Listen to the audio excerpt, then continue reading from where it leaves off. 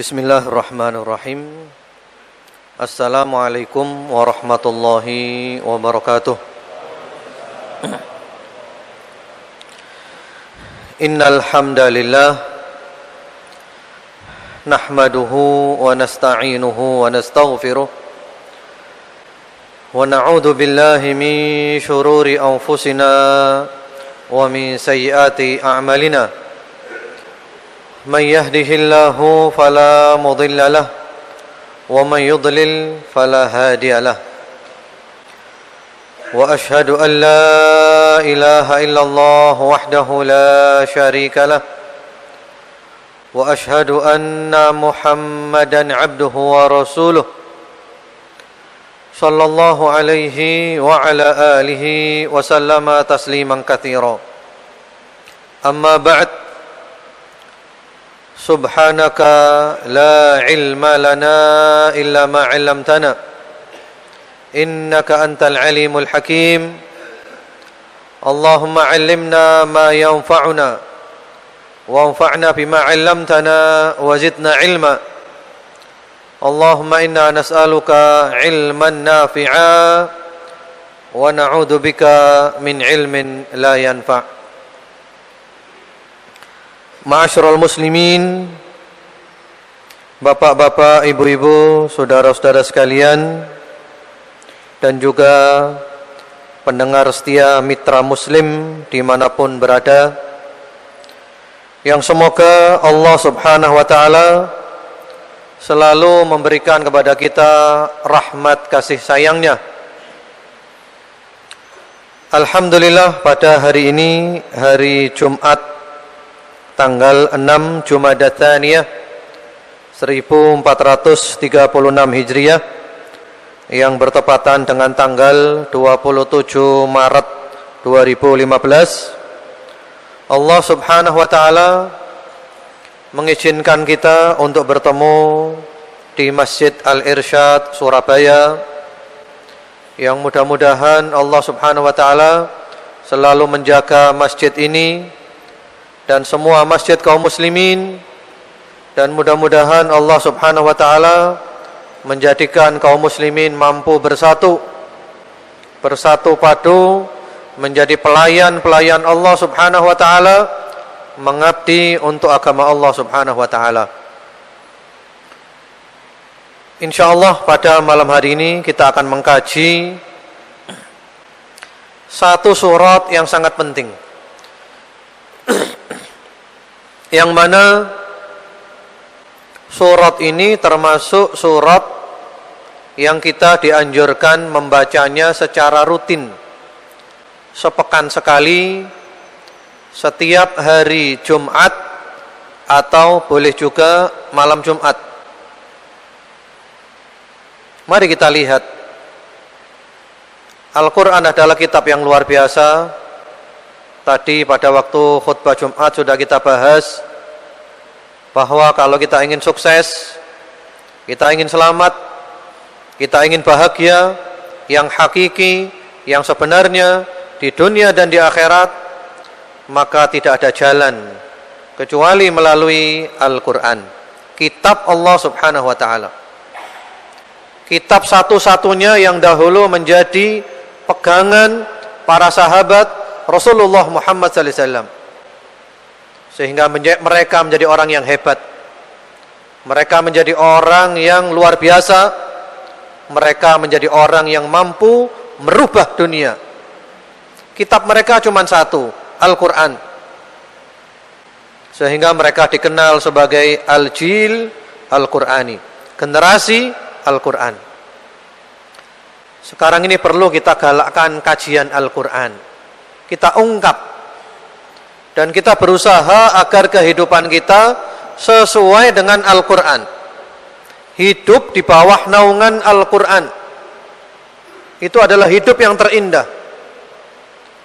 Al-hayatu fi dilalil Quran ni'mah la ya'rifuha illa man daqaha. Hidup di bawah naungan Al-Quran adalah sebuah nikmat, tidak akan mengetahuinya kecuali orang yang sudah merasakannya. Kita baca Al-Quran, kita pelajari Al-Quran, kita kaji Al-Quran, dan kehidupan kita sesuaikan dengan Al-Quran sehingga nyambung. Kita benar-benar hidup di bawah naungan Al-Quran. Malam ini kita akan mengkaji satu surat, surat ke-18, surat Al-Kahfi, yang mana Al-Kahfi artinya adalah gua.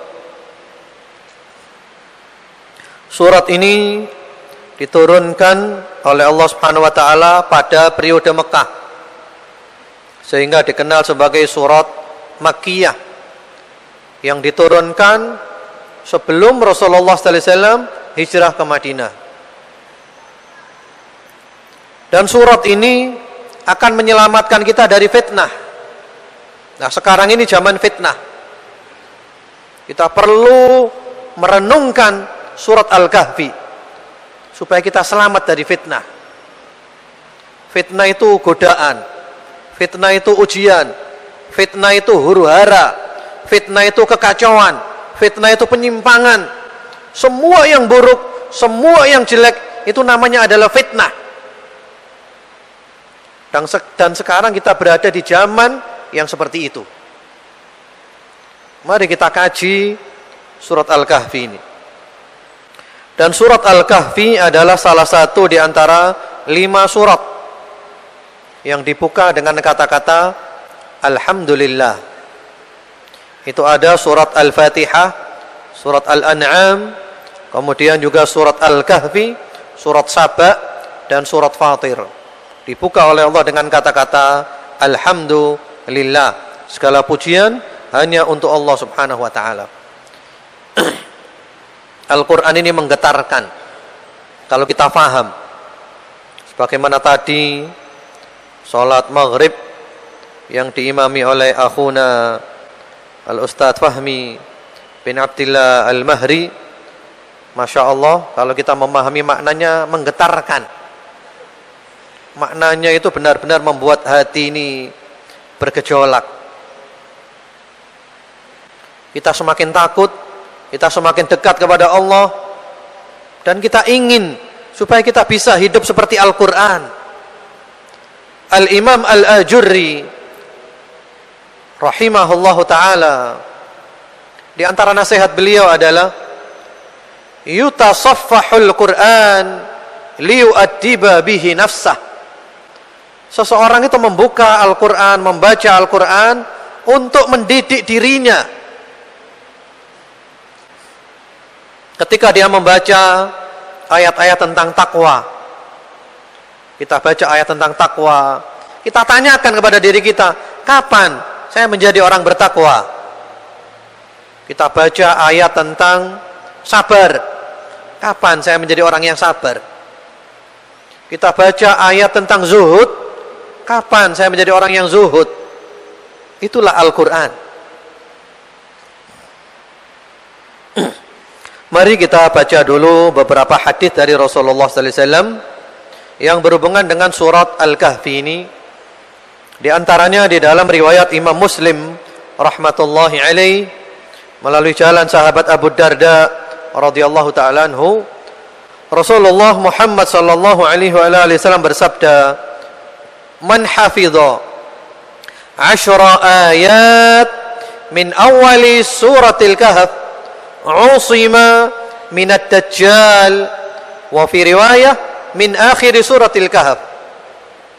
Barang siapa yang hafal 10 ayat pertama dari surat Al-Kahfi, maka dia terjaga dari dajjal. Di dalam riwayat yang lainnya 10 ayat yang terakhir dari surat Al-Kahfi, kita selamat dari dajjal. Dajjal ini fitnah yang luar biasa, sehingga setiap kita sholat sebelum salam kita dianjurkan berlindung di antaranya dari fitnah dajjal. Allahumma inni a'udzubika min adzabi jahannam wa min adzabil qabr wa min fitnatil mahya wal mamat wa min syarri fitnatil masihid dajjal. Kalau kita baca riwayat-riwayat dari Rasulullah sallallahu alaihi wasallam, ini fitnah dajjal ini fitnah yang luar biasa di akhir zaman nanti. Sosok yang benar-benar akan membuat orang tergoda. Dia punya surga, dia punya neraka. Surganya dia adalah nerakanya Allah, nerakanya dia adalah surganya Allah. Dajjal yang asli belum muncul, tapi sekarang para dajjal, ad-dajjalun, anak buahnya dajjal yang sifatnya mirip dajjal itu banyak.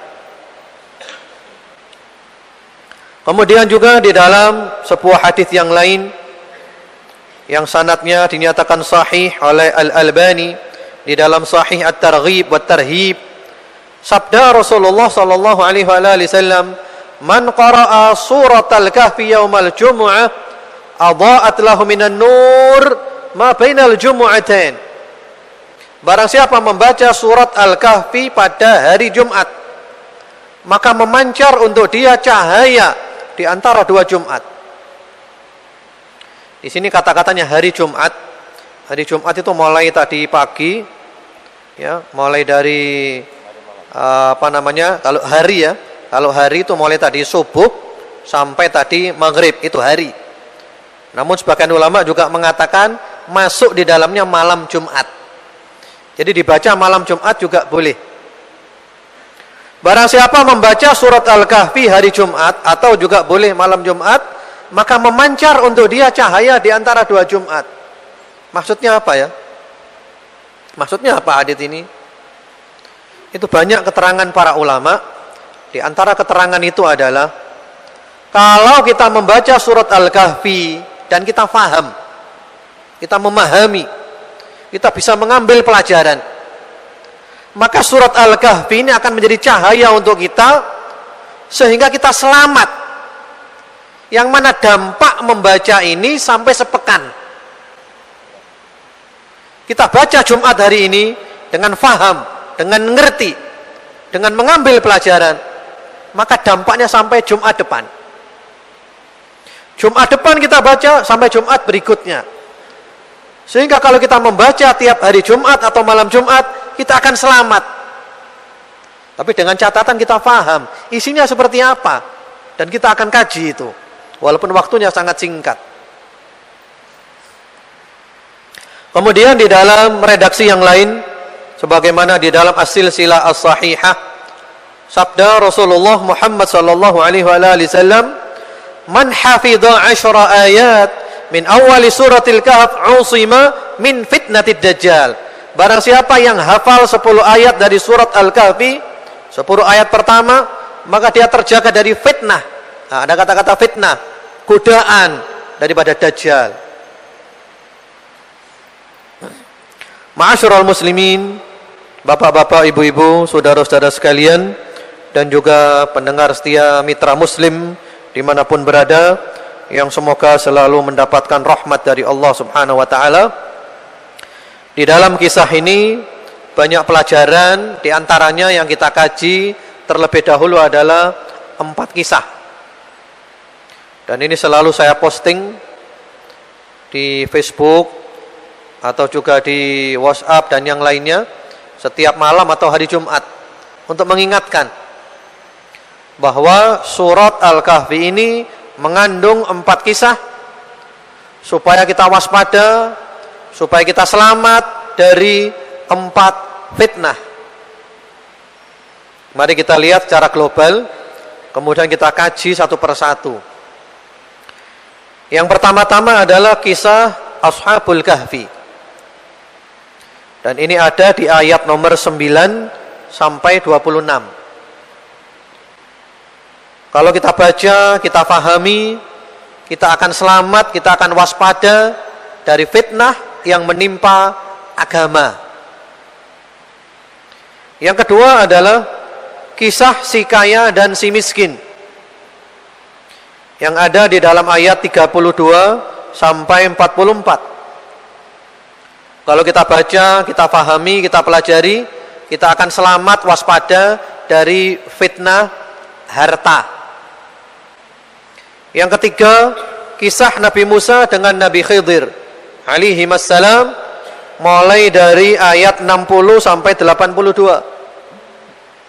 Kita baca, kita fahami, kita pelajari, kita akan selamat, kita akan waspada dari fitnah ilmu.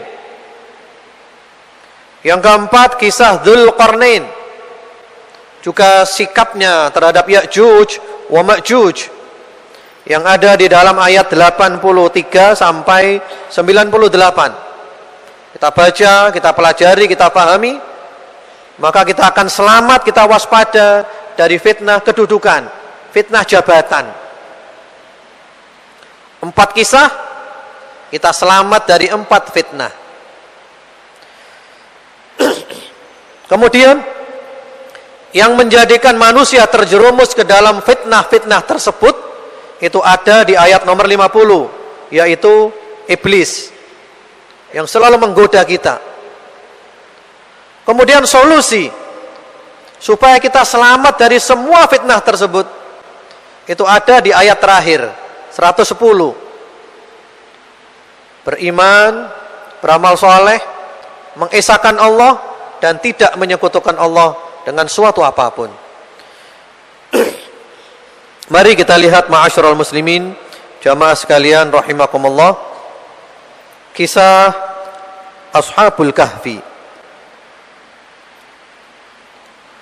Biasanya ada pembahasan tentang kapan terjadinya, tahun berapa, siapa nama-nama mereka, siapa nama rajanya, kemudian juga anjingnya jenis apa, warnanya apa, guanya sekarang di mana.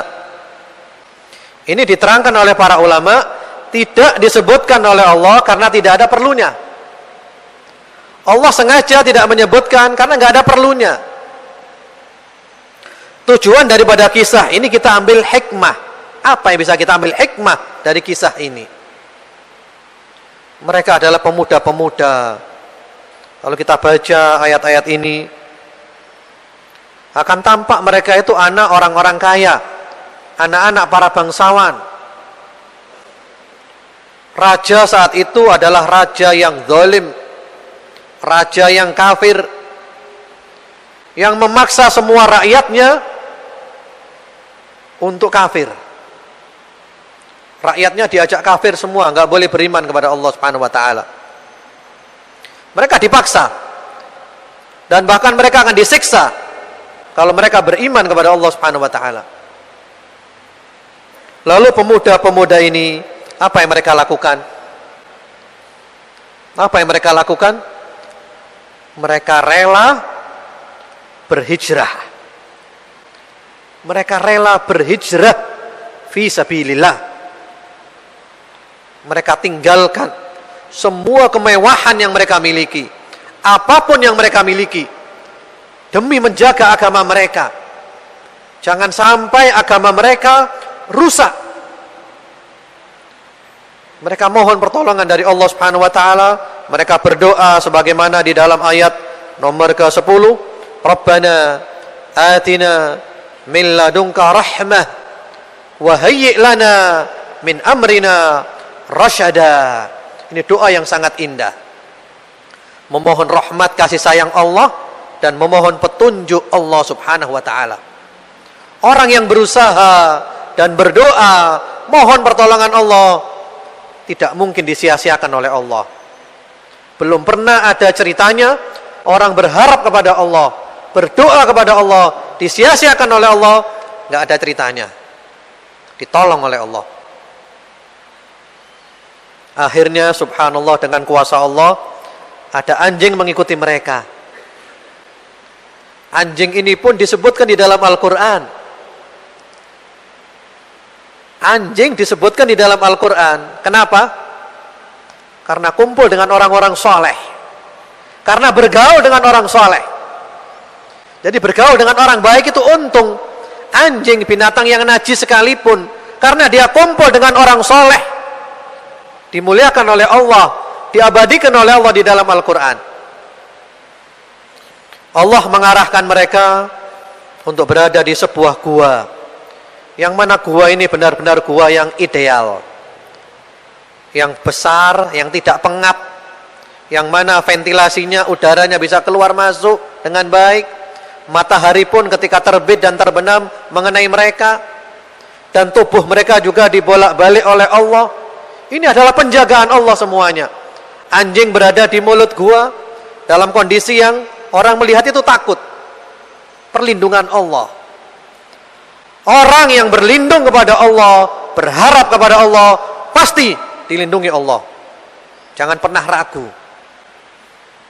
Allah tidak mungkin menyia-nyiakan hamba-hambanya. Tapi memang inilah kehidupan, ujian selalu ada. Mereka ditidurkan oleh Allah berapa lama? 309 tahun. Subhanallah, bukan waktu yang singkat. Dan mereka tidak merasakan itu. Ketika mereka terbangun, mereka saling bertanya. Qala qailun minhum, kam labithtum? Qalu labithna yauman aw ba'da yaum. Oh, kita di sini 1 hari atau setengah hari saja. Enggak merasa mereka. Akhirnya karena mereka merasakan lapar, ya, qalu rabbukum a'lamu bima labithtum fab'athu ahadakum biwarikikum hadhihi ilal madinati falyandur ayyuha azka ta'ama. Sudah, Allah yang lebih tahu berapa lama kita di sini. Kita sekarang lagi lapar. Ayo salah satu dari kita pergi membawa uang yang kita miliki ini, pergi ke kota beli makanan. Falyandur ayyuha azka ta'ama.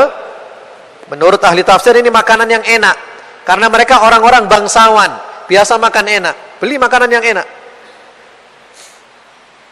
Salah satu dari mereka keluar dari gua.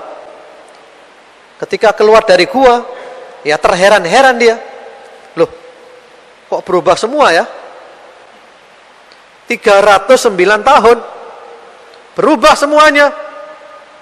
Wah, apakah saya gila ini? Kok gini semuanya, kok berubah? Wah, sudah, ke pasar aja. Sampai di pasar beli makanan, uang yang dimiliki dikeluarkan. Orang-orang pasar heran. Ini orang gila ini. Ini uang tahun berapa ini? Ini uang tahun berapa ini? Ya, dia nggak tahu. Akhirnya terungkaplah dari situ bahwa mereka ditidurkan oleh Allah sekian lama. Dan raja sudah berganti, raja yang beriman. Akhirnya raja dan pejabat-pejabat datang ke gua mereka menyaksikan. Kemudian setelah itu mereka diwafatkan oleh Allah Subhanahu wa taala. Dan menurut para ulama, saat itu mereka ragu adanya hari kebangkitan. Apakah mungkin orang sudah mati dibangkitkan lagi? Tapi dengan adanya kejadian ini, mereka beriman. Oh, ternyata Allah bisa membangkitkan orang setelah mati. Ma'asyiral muslimin, jamaah sekalian rahimakumullah, mitra muslim dimanapun berada.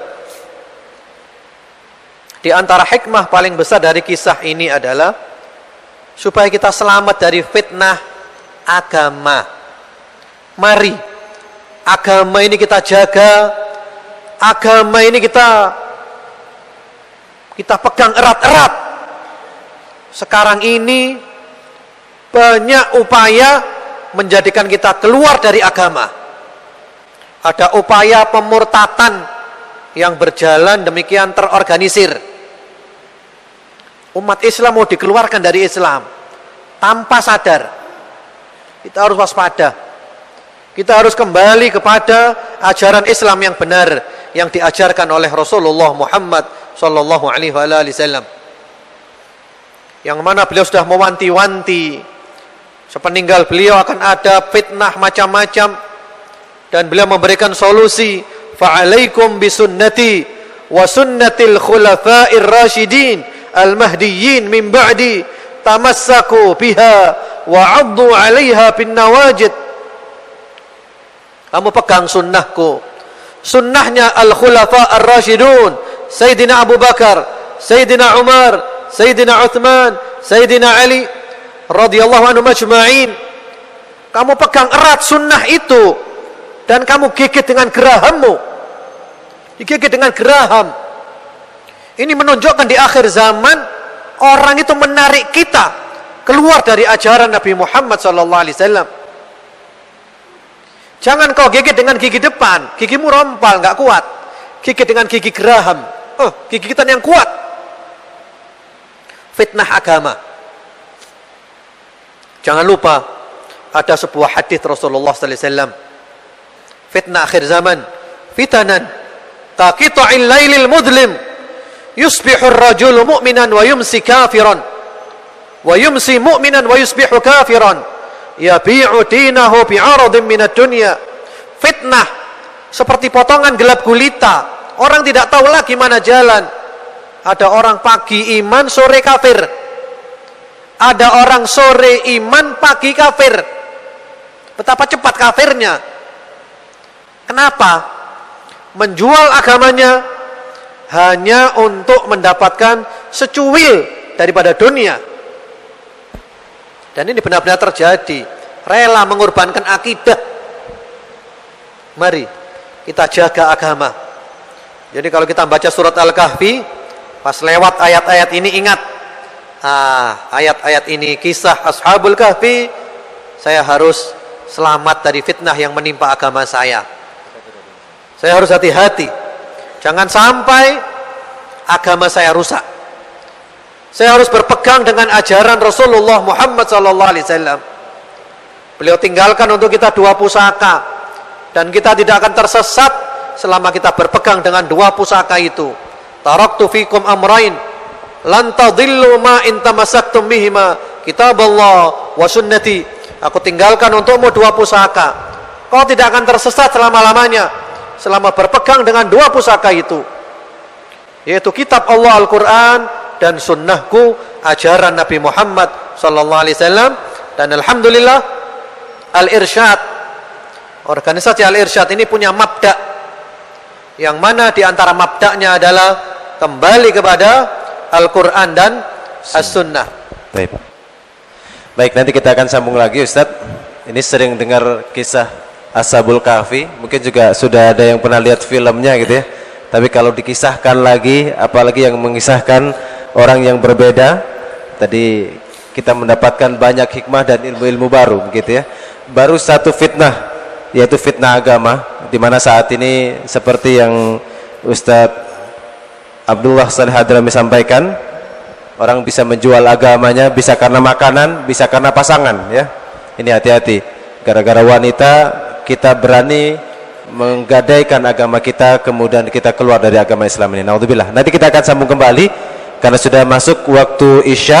Kita jeda untuk adzan Isya terlebih dahulu. Bismillah, wassalatu wassalamu ala Rasulillah wa ala alihi, amma ba'd. Ma'asyiral muslimin, jamaah sekalian dan pemirsa mitra muslim dimanapun berada, kita lanjutkan kajian dari surat Al-Kahfi, yang mudah-mudahan Allah Subhanahu wa taala memberikan kepada kita pemahaman dan pembukaan-pembukaan agar kita mampu mengungkap dan mengamalkan semua isi dari kitabnya. Allahumma amin. Kita tadi sudah membahas kisah Ashabul Kahfi ayat 9 sampai 26 agar supaya kita waspada, kita selamat dari fitnah agama. Jadi kalau kita baca Al-Kahfi sampai di ayat ini, kita harus ingat-ingat, agama saya harus selamat, agama saya harus saya jaga, jangan sampai agama saya rusak. Saya harus mengikuti apa yang dilakukan Ashabul Kahfi. Mereka rela mengorbankan segala-galanya demi menjaga agama. Mereka rela meninggalkan materi duniawi apapun demi menjaga agama. Jangan sampai agama rusak. Agama inilah yang kita bawa sampai mati, yang kita bawa sampai ketemu Allah. Kalau agama kita rusak, kita sengsara selama-lamanya. Kalau agama kita benar, mati istiqomah, mati husnul khatimah, kita untung bahagia selama-lamanya. Kemudian yang kedua adalah kisah si kaya dan si miskin, ayat nomor 32 sampai 44, supaya kita waspada, selamat dari fitnah yang terjadi kepada harta. Kalau kita lihat ayat-ayat tersebut, di sana Allah membuat perumpamaan, dan ini juga Allah tidak menceritakan kapan zamannya, tempatnya di mana, namanya siapa, karena itu nggak perlu. Yang penting cerita ini ada. Allah kalau ceritanya benar, Allah nggak mungkin bohong. Wa man asdaqu minallahi qila. Wa man asdaqu minallahi haditha. Kita ambil hikmahnya. Wadrib lahum mathalan rajulaini ja'alna li ahadihima jannataini min a'nab wa hafafnahuma binakhl wa ja'alna bainahuma zar'a. Kiltal jannataini atat ukulaha wa lam tadlim minhu syai'a wa fajjarna khilalahuma nahara wa kana lahu thamar, dan seterusnya. Dua orang, yang satu kaya, punya kebun yang demikian indah, demikian mewah, pengairannya lancar, buah-buahnya nggak pernah terlambat. Gambaran kebun yang mewah, yang indah. Dia kaya raya, selalu panen berhasil, selalu untung, nggak pernah rugi. Dia kaya raya. Ternyata setelah dia kaya raya, dia terfitnah oleh harta. Dia punya teman yang miskin. Si miskin ini beriman kepada Allah. Si miskin bertakwa kepada Allah. Si miskin mentauhidkan Allah. Ngobrol-ngobrol, dia membanggakan, ana aktsaru minka malau wa a'azzu nafara. Hartaku lebih banyak dari hartamu. Anak buahku, pengikut-pengikut setiaku lebih hebat. Dia sombong, dia lupa. Kemudian dia merasa bahwa kebunnya nggak mungkin binasa. Wah, kebun saya ini kekal ini. Sombong. Kita perlu selalu ingat, orang sombong itu berarti tanda awal kehancuran. Sombong berarti mau hancur. Sekarang sedang kita lihat yang ramai sekarang di negeri Yaman. Negara-negara di sekitar sana mengerahkan pesawat tempur, tentara, semuanya untuk menggempur satu kelompok yang sombong. Kelompok ini sombong, mentang-mentang menguasai dunia, mentang-mentang, dibiarkan dulu oleh Allah. Istikbaran fil ardi wa makras sayyi wa la yahiqul makrus sayyi'u illa bi ahli. Orang kalau sombong hancur. Dia sombong, bahkan dia nggak percaya kiamat nggak mungkin ada, kebunku ini kekal. Kemudian temannya yang miskin, baik hati, nasihati, akafarta billadzi khalaqaka min turab thumma min nutfa thumma sawwaka rajula. Kau lupa siapa dirimu?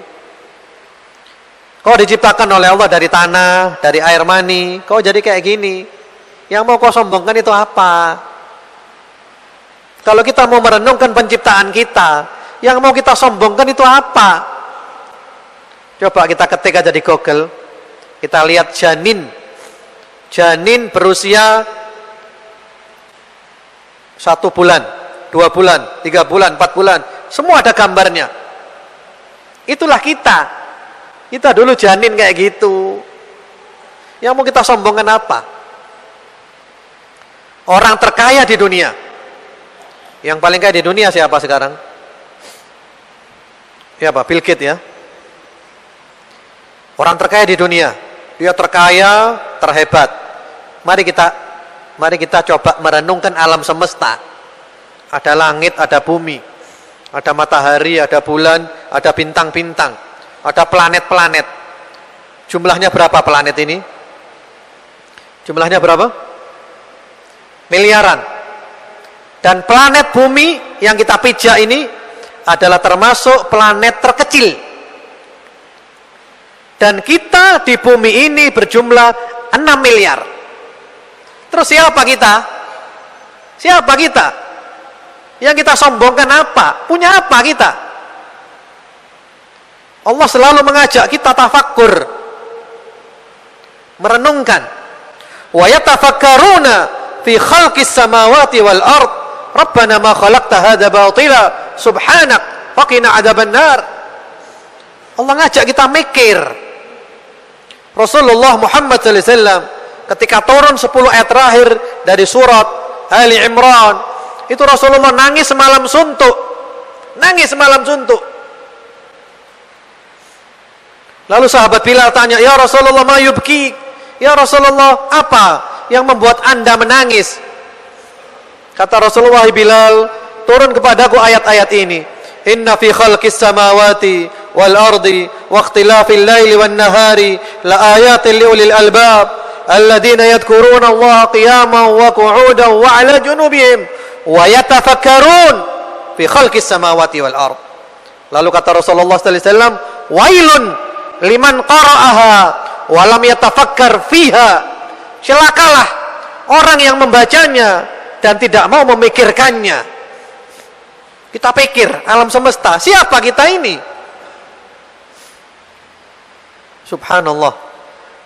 Saya sering berada di tengah laut, di pengeboran minyak, di laut lepas Selat Makassar. Itu laut dalam. Kedalaman lautnya itu 1100 meter. Itu kedalaman lautnya. Dan dari darat jauh.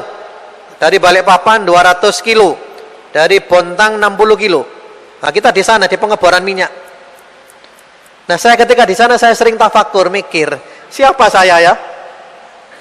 Kalau masuk laut ini hilang sudah, hilang ditelan oleh lautan yang luas. Kita nggak ada apa-apanya. Yang kita sombongkan ini apa? Nggak mau tunduk kepada Allah, nggak mau patuh kepada Allah, nggak mau taat kepada Allah, menentang Allah. Ini harta ini karena saya pinter, karena saya cerdas. Ini warisan dari nenek moyang. Itu dari Allah. Qarun, orang terkaya, dibenamkan oleh Allah ke dalam bumi karena kesombongannya. Innama utituhu ala ilm. Saya dapat semua karena ilmu saya, karena saya pintar. Allahu Akbar. Dan akhirnya ketika si kaya dinasehati oleh si miskin nggak mau, maka si miskin mendoakan keburukan. Didoakan keburukan. Tapi doa keburukan bukan karena hasad, bukan karena iri dengki. Doa keburukan demi kebaikan temannya yang membuat kamu kafir hartamu, yang membuat kamu rusak hartamu. Aku doakan hartamu dimusnahkan oleh Allah. Semoga kamu sadar. Didoakan keburukan. Ya. Di situ kalau kita lihat redaksinya, fa'asa rabbi ayyu'tiyani khairan min jannatik wa yursila 'alaiha husbanan minas sama fatusbiha sa'idan zalaqa aw yusbiha ma'uha ghaura falan tastati'a lahu talaba. Mudah-mudahan hartamu dimusnahkan oleh Allah dan dikabulkan oleh Allah, musnah hartanya. Setelah hartanya musnah, jatuh miskin, dia sadar. Dia sadar. Dia mengatakan, ya laitani lam usyrik bi rabbi syai'a. Aduhai, kalau sekiranya aku kemarin tidak menyekutukan Tuhanku dengan suatu apapun. Walam takul lahu fi'atu yansurunahu min dunillah wa ma kana muntasira. Ketika dia kena musibah, jatuh miskin, enggak ada yang nolong dia. Ini masalah penting Bapak-bapak, Ibu-ibu, saudara sekalian. Anda sekarang kaya, teman Anda banyak, betul kan? Orang kaya temannya banyak, betul apa enggak? Orang kaya temannya banyak, sahabatnya banyak. Ibaratnya dia seperti ada gula, ada semut. Di mana dia berada, dikelilingi oleh orang-orang. Bahkan yang bukan family pun mengatakan saya familinya, karena dia kaya. Tapi ingat, ketika Anda jatuh miskin, mereka semua akan meninggalkan Anda. Pasti. Ada satu kisah nyata, satu orang kaya. Ini orang kaya lama, bukan orang kaya baru. Dia kaya semenjak dahulu kala, zaman apa? Orde Baru. Pesawat mahal, dia sudah naik pesawat. Ketika turun di Juanda, pada menjemput temannya.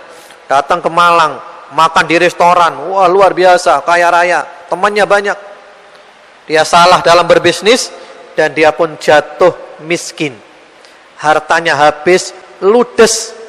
Rumah ngontrak di gang kecil kebanjiran. Teman-temannya satu pun gak ada yang muncul. Pergi semua temannya. Saat itulah dia tahu siapa teman yang sebenarnya.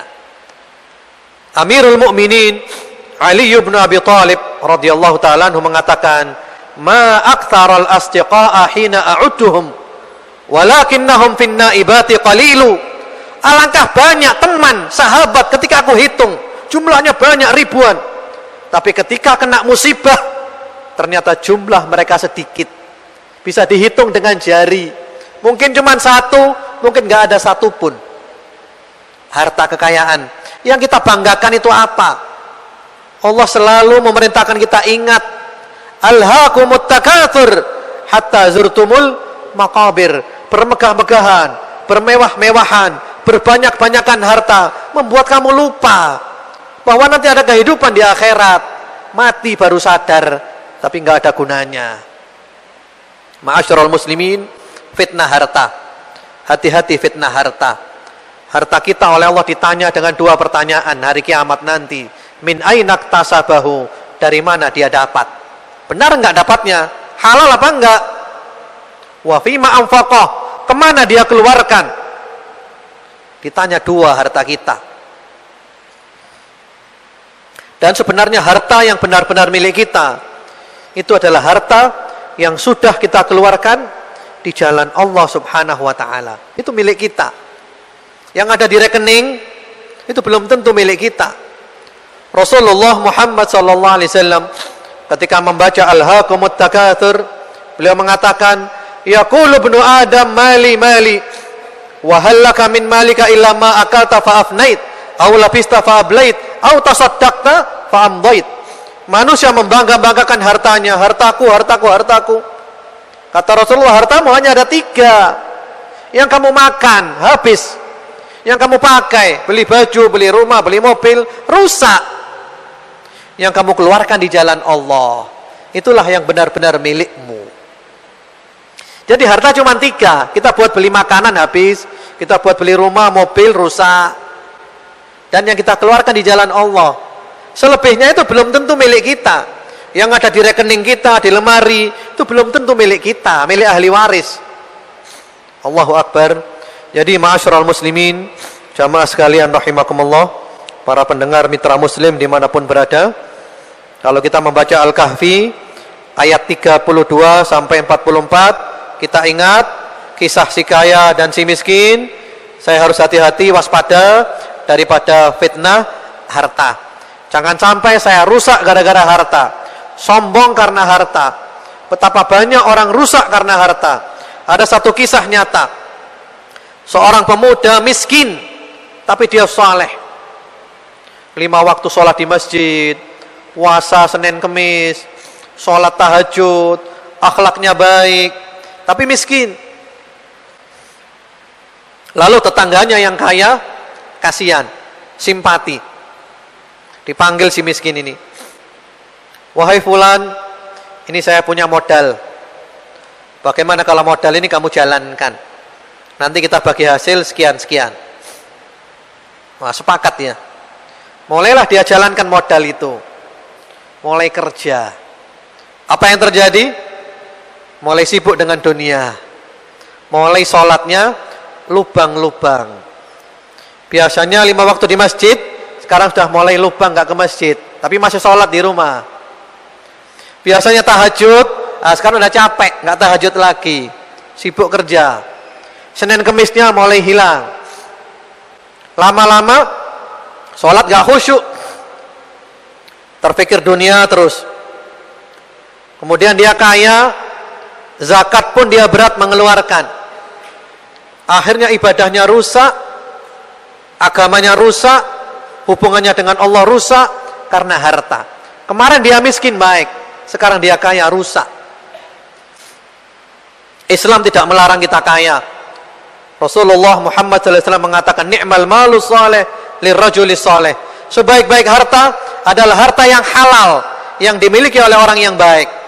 Yang penting jangan membuat lalai, jangan sampai kita rusak karena harta. Kemudian berikutnya kisah yang ketiga, kisah Nabi Musa dengan Nabi Khidir alaihi wassalam di ayat nomor ke-60 sampai 82, agar kita waspada dari fitnah ilmu.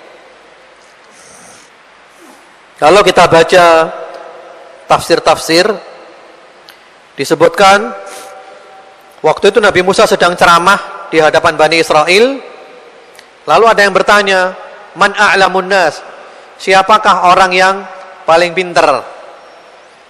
Nabi Musa menjawab, ana, saya. Memang benar, beliau adalah orang paling pintar karena beliau Nabi. Tapi itu pun oleh Allah ditegur. Ditegur oleh Allah untuk memberikan pelajaran. Wahai Musa, ada orang yang punya ilmu, kamu tidak mempunyai ilmu seperti itu. Kau pergi ke sana. Allah menyebutkan tempatnya, ya, di antara pertemuan dua laut. Nabi Musa mengadakan perjalanan mencari ilmu, rihlah fi talabil ilm, merantau mencari ilmu. Lalu bertemulah dengan Nabi Khidir. Pendapat yang kuat, beliau adalah Nabi. Dan ternyata benar, Nabi Khidir mempunyai ilmu yang aneh. Nabi Musa enggak sanggup. Nabi Musa dengan rendah hati mengatakan, aku akan ikut kamu. Hal attabi'uka ala an tu'allimani ya mimma 'allimta rusyda. Aku akan mengikuti kamu. Kamu ajarkan kepadaku, ya, ilmu-ilmu yang kamu diberi oleh Allah. Nabi Khidir mengatakan, kamu enggak mungkin sabar. Ya sudah, coba aja. Tiba-tiba ada perahu yang bagus milik orang miskin. Oleh Nabi Khidir dilubangi perahu ini. Nabi Musa marah. Kamu ini gimana, ini perahu milik orang miskin kamu lubangi. Enggak sabar kan? Enggak sabar. Ilmunya lain, enggak nyambung. Ya sudah, maafkan. Jalan lagi, melihat anak kecil yang lucu, tiba-tiba dibunuh oleh Nabi Khidir. Nabi Musa marah. Apa salahnya anak itu? Kamu bunuh. Ini perbuatan mungkar. Nabi Khidir bilang, nggak sabar kan? Tadi janjinya mau sabar, kau nggak sabar. Kau nggak bisa sabar bersama aku. Ya sudah, sekali lagi. Tinggal satu jatahnya. Masuk sebuah daerah, penduduk daerah itu pelit semuanya, nggak dijamu mereka. Tiba-tiba ada tembok mau roboh. Oleh Nabi itu diperbaiki, gratis lagi. Nabi Musa menegur, kamu ini gimana? Ini penduduk negeri yang pelit, kita nggak dijamu, nggak disambut. Tiba-tiba kamu betulkan tembok yang mau roboh, gratis lagi. Kata Nabi Khidir, sekarang perpisahan di antara kita. Kok nggak mungkin sabar? Baru Nabi Khidir cerita. Ternyata perahu tadi itu milik orang-orang miskin. Rajanya raja yang zalim. Kalau ada perahu yang bagus diambil oleh raja. Saya lupain supaya nggak diambil raja. Saya kasihan dengan orang miskin itu. Saya nolong dia. Anak kecil itu kalau nggak aku bunuh, dia akan menggoda bapak dan ibunya sampai kafir. Adapun tembok yang aku perbaiki itu milik anak yatim, bapaknya orang-orang soleh, bapaknya orang baik. Di bawahnya ada warisan ayahnya. Itu ayahnya wakana abuhuma sholihah, ayahnya orang baik sehingga anaknya dijaga oleh Allah. Itu sebagian ahli tafsir mengatakan wakana abuhuma sholihah ay al jaddus sabi'. Yang dimaksud ayah di sini adalah kakek yang ketujuh. Jadi subhanallah, kebaikan itu menurun sampai 7 turunan. Kalau orang itu baik, anak cucunya dijaga oleh Allah, dilindungi oleh Allah Subhanahu wa taala. Jadi inti daripada kisah ini, kalau kita pas lewat di ayat-ayat ini membaca Al-Kahfi, kita ingat, saya nggak boleh sombong dengan ilmu yang saya miliki. Saya nggak punya apa-apa. Ada satu kisah nyata. Saya tidak menyebut nama orangnya. Orang ini pinter, gelarnya banyak. Profesor, doktor, macam-macam gelarnya. Di awal namanya gelarnya banyak, di akhir namanya gelarnya banyak. Dia punya penelitian, bahkan dia pernah membuat heboh Indonesia dengan penelitiannya. Di akhir umurnya, sekitar umur 65-70 kurang lebih, apa yang terjadi? Memorinya diambil oleh Allah. lupa. Kalau dia keluar rumah nggak bisa pulang, lupa di mana rumahnya. Dengan istrinya lupa, dengan anaknya lupa. Ini orang top, orang hebat, orang pinter, orang terkenal seluruh dunia. Apa yang kita banggakan? Kalau memori kita diambil Allah, kita jadi orang bodoh. Nggak pantas kita sombong. Kita perlu selalu berdoa, subhanaka la ilma lana illa ma 'allamtana innaka antal alimul hakim. Ya Allah, hamba ini bodoh ya Allah, nggak ngerti apa-apa. Kalau nggak Engkau beri ilmu ya Allah, semua ilmu darimu. Jangan sombong dengan ilmu. Yang jadi masalah itu apa kontribusi kita dari ilmu yang kita miliki ini untuk Islam wal muslimin, bukan sombong dengan ilmu. Saya pinter, saya cerdas, saya hebat. Apa yang kita berikan untuk umat dari ilmu kita ini? Kontribusi apa? Allahu Akbar.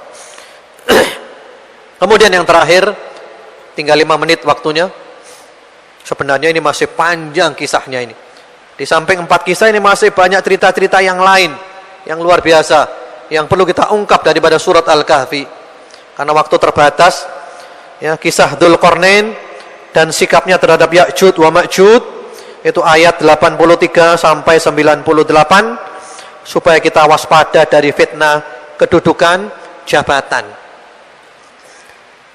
Kalau kita baca ayat-ayat ini dan tafsir-tafsir, kita akan mendapatkan Dzulqarnain, seorang raja yang hebat, yang kekuasaannya itu kalau sekarang itu super power, hebat, luar biasa.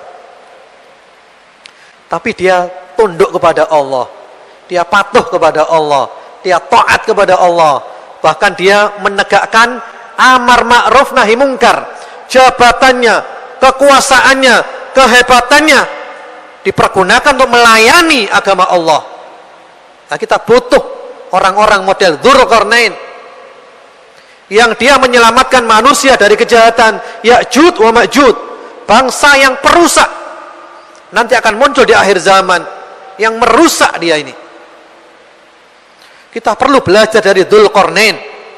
Dia menjabat bukan lupa, menjabat malah ingat Allah. Jabatannya dipergunakan membela agama Allah. Ini yang kadang kita kurang di sini. Mohon maaf Bapak Ibu sekalian, ketika menjabat lupa dengan agama. Setelah pensiun baru sadar. Alhamdulillah sadar daripada nggak sadar. Tapi ibaratnya macan sudah ompong, nggak punya gigi. Yang diharapkan kita seperti Dzulqarnain, mumpung punya jabatan, saya pergunakan jabatan saya membela agama Allah, amar ma'ruf nahi mungkar, menyelamatkan manusia dari kerusakan, menyelamatkan manusia dari Ya'juj wa Ma'juj, perusak, al-mufsidun. Jadi kalau kita baca kisah ini, kita ingat, ya, jangan sampai jabatan saya membuat saya rusak. Gara-gara menjabat sombong, sehingga ada istilahnya apa? Sindrom apa? Power. Iya, post power syndrome, iya. Apa sih kita ini siapa? Jabatan apa yang kita miliki? Presiden, raja. Ya, setelah itu ya pensiun atau juga mati setelah itu kan. Ada seorang raja, dia memanggil arsitek yang hebat untuk membangun sebuah istana yang termewah, termegah, satu-satunya. Dibangunlah. Setelah jadi, raja ingin memamerkan. Orang kaya kan kepingin pamer ya. Kalau nggak pamer kan sayang ya. Buat apa kaya? Dia undang rakyatnya ke kerajaannya, istananya. Dia sombong. Wah, kalian lihat istana ini, apa yang kurang kira-kira?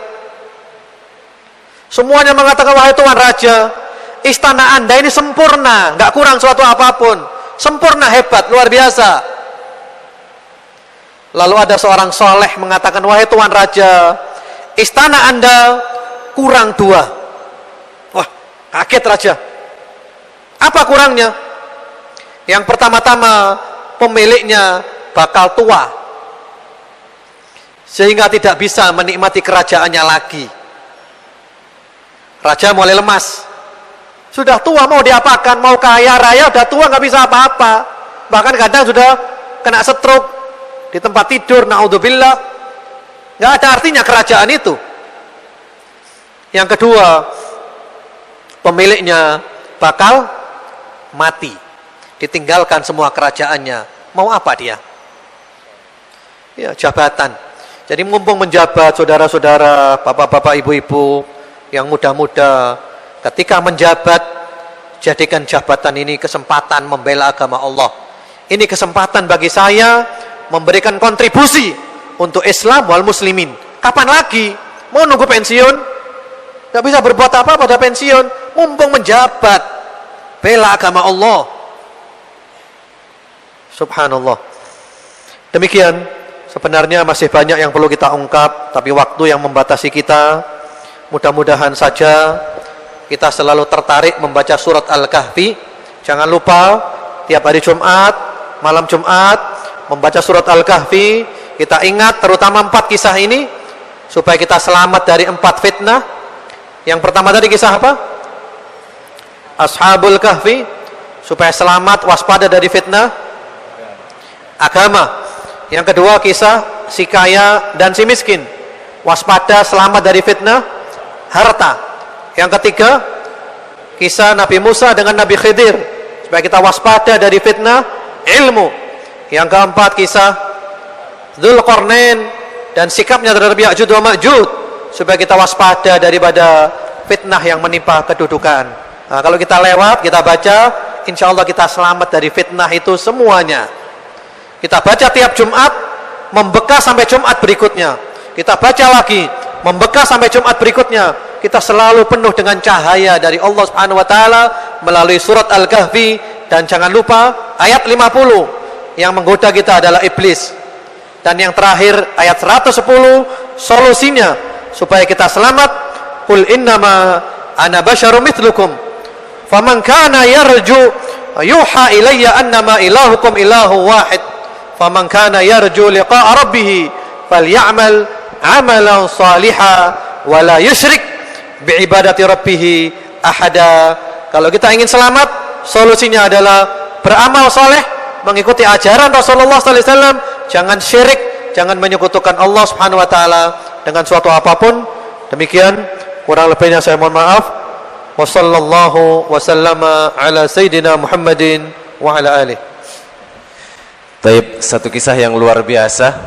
Mudah-mudahan nanti bisa dilengkapi dengan imam kita membaca surah Al-Kahfi, semakin memberikan motivasi kita untuk menjadi orang-orang yang tawadhu, bukan orang-orang yang sombong. Baik, ada kesempatan untuk tanya jawab. Silakan, ada yang ingin bertanya? Oke, ya, panitia mohon dibantu untuk mic-nya. Ya, 2 mungkin ya. Kita dua dahulu karena waktu kita sangat terbatas. Ibu-ibunya jika ingin bertanya bisa menuliskan di kertas. Cek 2. Atau maju saja, Mas. Oke. 2. Biar lebih cepat. Berdiri silakan. Ya, agak dekat. Sebutkan nama dan dari mana serta pertanyaan. Wabarakatuh. Saya Bangkit, tinggal di sini. Saya mau menanya Ustadz, pada ayat 24 dikisahkan Rasulullah SAW lupa mengucapkan insyaallah. Di situ dikatakan waskur rabbika idza nasit, terus walqul ayyadiyani rabbi. Yang mau saya tanyakan, bila kita sendiri yang lupa insyaallah, mengucapkan insyaallah, apakah zikir secara umum saja atau pakai kul ayyadiyani rabbi li aqraba min hadzal rasyada? Terima kasih.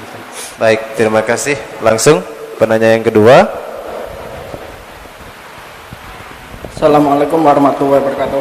Waalaikumsalam warahmatullahi wabarakatuh. Yang saya mau tanyakan, tadi Ustadz udah ngasih penjelasan yang sangat detail sekali. Terus juga sempat ngasih penjelasan kalau yang hafal 10 ayat pertama itu fadilahnya memancarkan cahaya. Lah, yang jadi pertanyaan, apakah cuma sekedar hafalan aja atau gimana? Sementara di Indonesia banyak sekali yang hafidh. Lah, untuk penjelasannya, makasih. Assalamualaikum warahmatullahi wabarakatuh. Ya, terima kasih. Waalaikumsalam warahmatullahi wabarakatuh. Kalau ada yang mau bertanya lagi, silakan maju ke depan ya. Dua lagi silakan. Kita jawab dulu, Ustaz. Silakan. Ya, pertama tadi lupa kata insyaallah ya, Ustaz ya. Ya. Ya, fadhal Ustaz. Ya, terima kasih. Bismillah wassalatu wassalamu ala Rasulillah wa ala alihi amma ba'd. Penanya pertama tadi tentang ayat nomor 23 dan 24. Wala taqulanna li syai'in inni fa'ilun dzalika ghada illa ayyasha Allah wadhkur rabbaka idza nasit. Ayat ini adalah berhubungan dengan asbabun nuzul, sebab turunnya surat Al-Kahfi. Waktu itu periode Mekah, orang-orang kafir selalu mencari kelemahan Rasulullah sallallahu alaihi wasallam. Nah, kelemahannya apa Muhammad ini? Mereka nggak mau iman, cuma cari kelemahannya saja. Akhirnya mereka mengirim utusan datang ke kota Madinah untuk menemui orang-orang Yahudi. Karena orang Yahudi membaca kitab Taurat dan diharapkan Yahudi tahu kelemahannya Muhammad sallallahu alaihi wasallam. Lalu Yahudi mengatakan, tanyakan kepada dia 3. Kalau dia bisa jawab, berarti nabi. Kalau nggak bisa jawab, berarti dia palsu. Tanyakan kisah Ashabul Kahfi, tanyakan kisah Dzulqarnain, dan tanyakan tentang Ar-Ruh.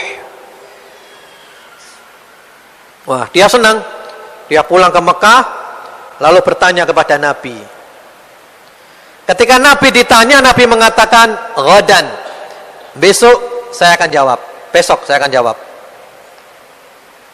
Karena Nabi Muhammad berharap nanti malam turun wahyu. Ternyata nggak turun wahyu. Keesokan harinya mereka datang, mana? Kata Nabi Muhammad, "Ghadan." Besok. Ternyata tidak turun wahyu. Sampai sekitar 15 hari. Baru turun jawabannya, di antaranya di ayat ini, wala taqulanna li syai'in inni fa'ilun dzalika ghada illa ayyasha Allah wadhkur rabbaka idza nasit. Jadi jangan memastikan besok, tapi katakan insyaallah. Kalau lupa mengucapkan insyaallah, maka ketika ingat ucapkan insyaallah. Jadi insyaallah ini perlu. Orang ketika mengucapkan insyaallah itu ada minimal 2 kebaikan yang dia dapat. Yang pertama-tama, insyaallah, jika Allah menghendaki, berarti dia akan ditolong oleh Allah. Karena dia mengembalikan kepada Allah, ditolong oleh Allah. Kemudian yang kedua, seandainya dia berhalangan, nggak bisa, maka dia nggak bohong. Karena dia sudah mengucapkan insyaallah. Tapi insyaallah-nya bukan dibuat main-main ya. Kita janji, Ustadz saya undang tanggal sekian. Oh iya, kita jadwal kosong, tapi kita bilang insyaallah. Kita akan ditolong oleh Allah, dibantu Allah. Dan ketika di tengah jalan kita ada halangan, udzur yang syar'i, kita batalkan, nggak masalah, kita nggak bohong. Karena kita mengatakan insyaallah. Tapi bukan main-main insyaallah-nya. Itu kisahnya. Baik, kemudian mengenai ruh, itu wa yas'alunaka 'anir ruh, qulir ruhu min amri rabbi wa ma utitu minal ilmi illa qalila. Ternyata terbukti Nabi Muhammad adalah nabi, tapi mereka tetap nggak mau iman. Tujuannya bukan iman, tujuannya adalah mencari kelemahan saja. Di mana kelemahannya Muhammad ini? Itu yang pertama. Baik, kemudian yang kedua tadi tentang barang siap keutamaan menghafal surat Al-Kahfi ini, apakah hanya hafal saja? Tadi sebenarnya juga sudah disinggung di awal ya Ustaz ya. Jadi Al-Kahfi ini bukan hanya dibaca, tapi juga difahami. 10 ayat pertama dan 10 ayat terakhir. Kenapa? Karena kalau kita renungkan, itu banyak pelajaran di sana. Karena cuma waktu kita terbatas ya. 10 ayat pertama saja kalau kita kaji itu hebat. Kita akan selamat dunia akhirat. Di antaranya di sana itu diceritakan jangan menyekutukan Allah, jangan mengatakan Allah punya anak, Kemudian juga bahwasanya kehidupan dunia ini adalah untuk menguji, liyabluwahum linabluwahum ayyuhum ahsanu amala. Kita diuji siapa yang terbaik amalnya. Kemudian juga di ayat terakhir, 10 ayat terakhir, di antaranya ada ayat yang berbunyi, "Qul hal nunabbi'ukum bil akhsarina a'mala alladzina dhalla sa'yuhum fil hayatid dunya wa hum yahsabun annahum yuhsinuna sun'a." Ini orang paling rugi. Dia tersesat tapi tidak menyangka kalau dia tersesat. Dia menyangka benar. Di antara ahli tafsir dari kalangan sahabat dan salafus saleh menafsirkan ayat ini di antaranya untuk Khawarij, kaum Khawarij. Siapa kaum Khawarij itu? Tahu nggak antum siapa Khawarij itu? Kaum Khawarij ini adalah kaum yang cikal bakalnya sudah muncul pada masa Rasulullah sallallahu alaihi wasallam. Satu orang yang dikenal dengan sebutan Dzul Khuwaisirah. Dzul Khuwaisirah. Waktu itu Rasulullah Muhammad sallallahu alaihi wasallam membagi-bagi dengan penuh adil. Dzul Khuwaisirah menegur Nabi. Apa dia katakan? Ya Muhammad, ittaqillaha wa'dil. Hei Muhammad, kau harus bertakwa kepada Allah. Berlakulah adil. Allahu Akbar. Nabi Muhammad ditegur seperti ini. Luar biasa. Kata Nabi Muhammad, kalau aku nggak adil, siapa lagi yang adil? Aku ini adalah manusia paling adil.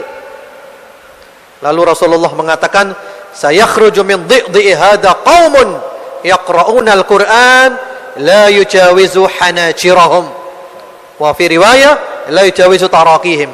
Akan muncul dari orang ini kelompok yang pandai membaca Al-Qur'an tapi tidak melewati tenggorokan mereka. Artinya mereka enggak faham, enggak ngerti, salah faham.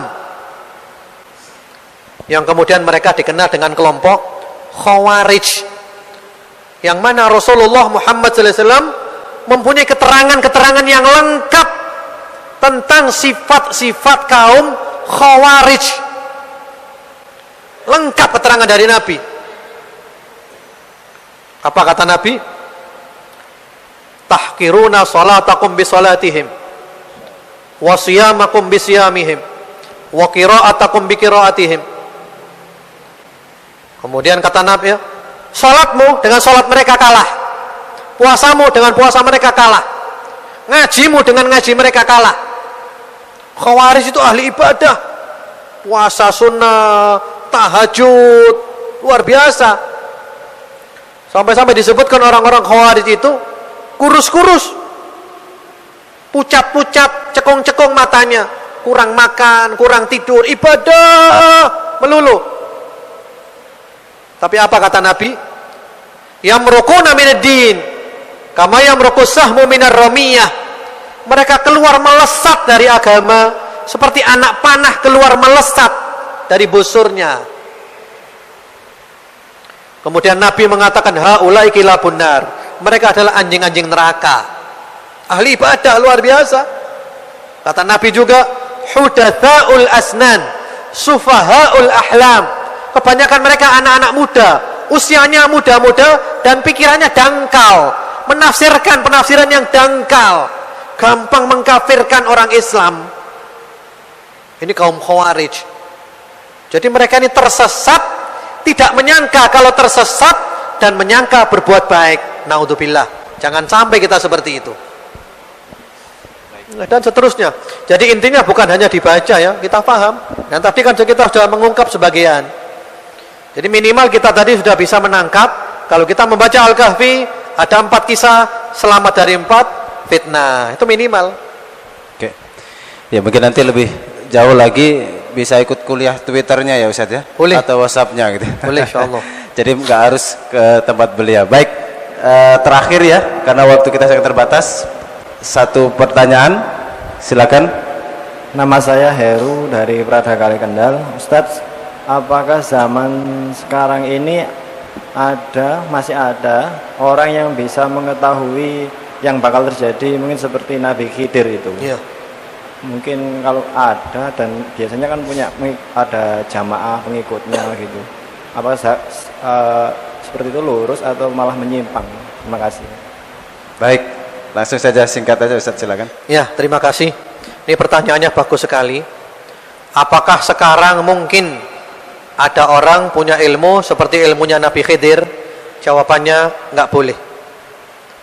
Sekarang ini semua orang harus mengikuti syariat Rasulullah Muhammad SAW dan tidak boleh keluar dari syariat Rasulullah SAW. Jadi kita nggak boleh keluar dari syariat Nabi. Jadi nggak boleh ya. Nanti tiba-tiba nanti ada anak dibunuh. Katanya saya niru Nabi Khidir. Nggak ada seperti itu. Jadi kacau nanti ya. Itu khusus ya. Itu khusus ilmunya Nabi Khidir. Jadi sekarang nggak ada alasan orang mempunyai ilmu seperti Nabi Khidir. Dia minum bir, katanya minum kopi. Ya nggak boleh. Itu nanti kalau dibuka pintu seperti itu, rusak, kacau umat ini. Jadi semua orang harus mengikuti syariat Rasulullah Muhammad SAW. Tidak boleh keluar dari syariat Rasulullah SAW. Nabi Musa pun mengatakan, Nabi Muhammad mengatakan, "Lau kana Musa hayyan lama wasi'ahu illa tiba'i." Kalau Nabi Musa hidup, maka tidak ada jalan bagi dia kecuali mengikuti aku, kata Rasulullah Muhammad SAW. Jadi nggak ada nyeleneh ya, aneh-aneh nggak ada. Kita harus mengikuti syariat, ngamalkan syariat, nggak boleh nyimpang dari syariat, nggak boleh keluar dari syariat. Demikian. Wallahu alam. Baik, sekaligus menjadi penutup kajian kita malam hari ini, Ustaz Shalih Ad-Darami, kita akhiri dengan doa. Tafadhol Ustaz. Ya. Mari kita ikhlaskan hati kita, pikiran kita. Kita berdoa kepada Allah Subhanahu wa taala untuk diri kita, keluarga kita, negara kita, kaum muslimin dan semuanya. Bismillahirrahmanirrahim. Alhamdulillahirabbil alamin. Allahumma shalli ala Muhammad wa ala ali Muhammad وسلم تسليما كثيرا اللهم ارحمنا بالقرآن واجعله لنا إماما ونورا وهدى ورحمة اللهم ذكرنا منه ما نسينا وعلمنا منه ما جهلنا وارزقنا تلاوته آناء الليل وأطراف النهار واجعله لنا حجة يا رب العالمين اللهم اجعلنا من أصحاب القرآن اللهم اجعلنا من أهل القرآن الذين هم أهلك وخاصتك Ya Allah, pada malam hari ini kami berada di satu rumah di antara rumah-rumah-Mu. Kami baru saja mengadakan pengajian ya Allah, membahas ayat-ayat-Mu, membahas sabda-sabda Nabi-Mu. Ya Allah, saat ini kami berdoa kepadamu. Kami memanggil-Mu dengan membawa semua nama-Mu yang maha indah dan semua sifat-Mu yang maha tinggi. Kami memuji-Mu ya Allah dengan semua pujian yang selayaknya untuk-Mu. Ya Allah, kami yakin Engkau mendengar kami, Engkau melihat kami, dan Engkau mengabulkan doa-doa kami. Curahkan salawat dan salam-Mu kepada Nabi Muhammad dan keluarga Nabi Muhammad. Ya Allah, turunkan kepada kami rahmat kasih sayang-Mu ya Allah melalui Al-Quran. Ya Allah, jadikanlah kami cinta Al-Quran. Jadikanlah kami suka membaca Al-Quran, mempelajari Al-Quran, memahami Al-Quran, dan berusaha mengamalkan isi Al-Quran. Ya Allah, mudahkan untuk kami ya Allah mempelajari, membaca, dan mengamalkan Al-Quran. Jadikan Al-Quran sebagai nur, cahaya yang memberikan petunjuk untuk kami ya Allah. Jadikanlah Al-Quran sebagai hidayah yang menuntun jalan kami ya Allah. Ya Allah, beri kami rezeki selalu dekat dengan Al-Quran ya Allah dalam semua kehidupan kami, siang dan malam, kapanpun dan dimanapun kami berada, agar kami termasuk orang-orang yang mereka adalah ashabul Quran, sahabat-sahabat Al-Quran, yang kelak hari kiamat mendapatkan syafaat Al-Quran. Ya Allah, masukkan kami dalam kelompok ahlul Quran, keluarga Al-Quran, yang membaca, mempelajari dan mengamalkan, yang mereka adalah keluargamu ya Allah, orang-orang pilihanmu ya Allah. Kumpulkan kami dalam kelompok mereka, golongkan kami dalam golongan mereka ya Allah. Ya Allah, tanpa pertolonganmu tidak ada artinya sedikit pun kami ya Allah. Ya Allah, bimbing kami sampai akhir hayat kami ya Allah. Jadikanlah kami selalu hidup di bawah naungan Al-Quran, karena kami yakin ya Allah, hidup di bawah naungan Al-Quran adalah sebuah nikmat yang tidak akan mengetahuinya kecuali orang yang sudah merasakannya. Jadikan kami termasuk mereka ya Allah sampai akhir hayat kami ya Allah.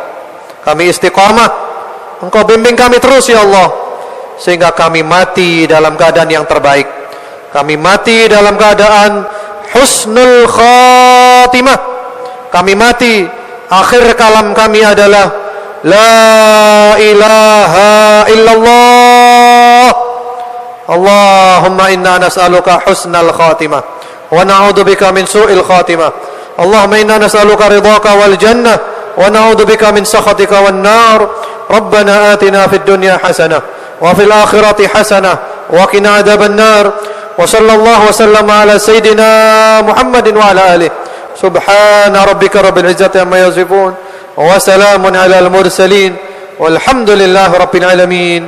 Allahumma amin. Baik, alhamdulillah, mudah-mudahan Allah senantiasa mengijabahi permohonan kita. Demikian, kalau boleh disimpulkan secara umum, kalau kita ingin menjadi manusia yang hancur, manusia yang rugi, maka sombonglah. Tetapi kalau kita ingin menjadi manusia-manusia yang selamat dunia dan akhirat, kembalilah kepada Al-Quran, imani Al-Quran, dan amalkan Al-Quran. Sebagaimana sabda Rasul SAW, innallaha yarfa'u bihadzal kitabi aqwaman wa yadha'u bi akharin. Allah memuliakan satu kaum dengan Al-Quran ini, dan Allah juga menghinakan kaum yang lain dengan Al-Quran pula. Mudah-mudahan kita menjadi ahli-ahli Al-Quran. Terima kasih atas kebersamaan Anda, dan akhirnya kurang lebihnya mohon maaf. Wabillahi taufiq wal hidayah. Wassalamualaikum warahmatullahi wabarakatuh. Kembali ke studio bersama Mahfud Manaf. Silakan Mahfud.